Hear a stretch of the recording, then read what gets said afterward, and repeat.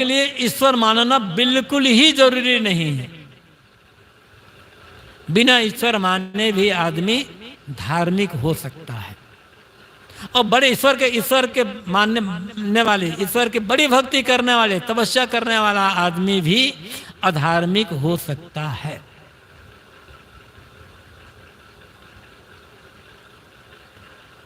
उदाहरण आप समझ लो, जो आप जानते हो अच्छी तरह से, वही उदाहरण देने जा रहा हूं।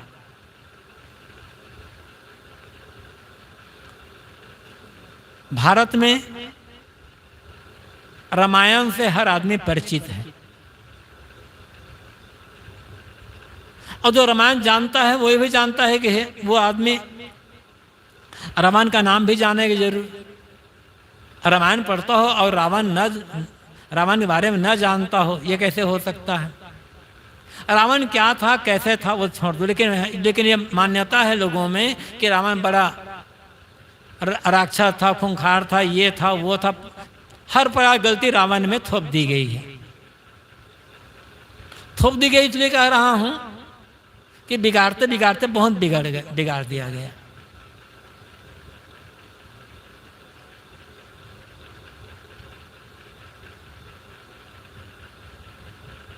रावण आप जानते हो शिव जी का बड़ा भगत, उत्तम कुल पुलस्त करनाति, शिव बिरंच पूजे बहु भांति। ये गोस्वामी जी ने भी लिखा है कि रावण ने शिव और बिरंच ब्रह्मा के अनेक प्रकार से पूजा की।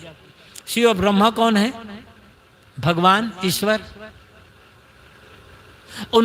रावण ने शिव जी की बड़ी तपस्या की थी, कैलाश जाकर के उसे वरदान पाया था। रावण तो शिव जी की बराबर, शिव तांडव कहते हैं, शिव तांडव की रचना करने वाले रावण हैं।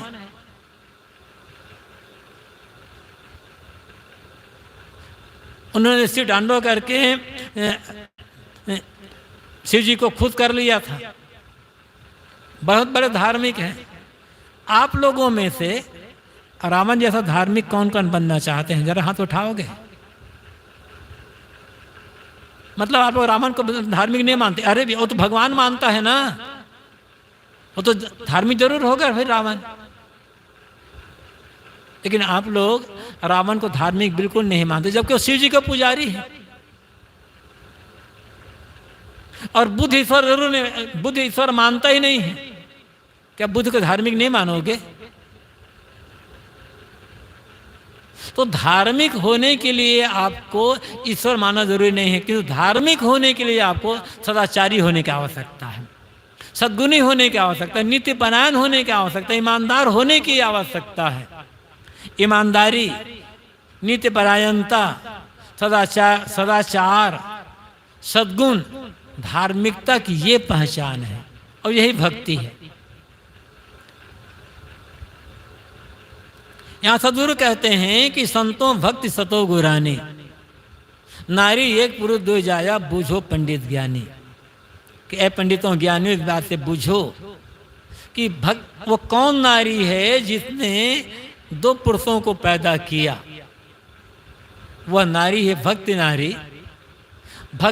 जब तक भक्ति नहीं होगी तब तक ज्ञान से ही पैदा नहीं होगा, और तब तक वैराग्य नहीं होगा। भक्ति की कसौटी है सच्चा ज्ञान, और ज्ञान के अनुसार से जीवन का आचरण।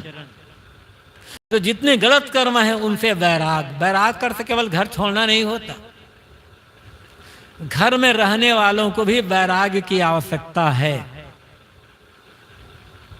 लड़ाई झगड़ा से वैराग करो, गाली गलौज से वैराग करो, मारपीट से वैराग करो, अंडा मांस मछली बीड़ी सिगरेट गांजा भांग दुर्व्यसन इनसे वैराग करो, छल कपट का वैराग कर से वैराग करो, स्वार्थ का वैराग करो, इनसे वैराग करो, आपकी गृहस्थी बड़ी अच्छी बन जाएगी।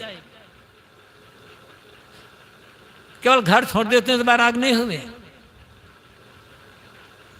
घर छोड़ देना अच्छी बात है, लेकिन देखते हो ना घर छोड़ने वाले कितने बाबा लोग क्या क्या कर रहे हैं।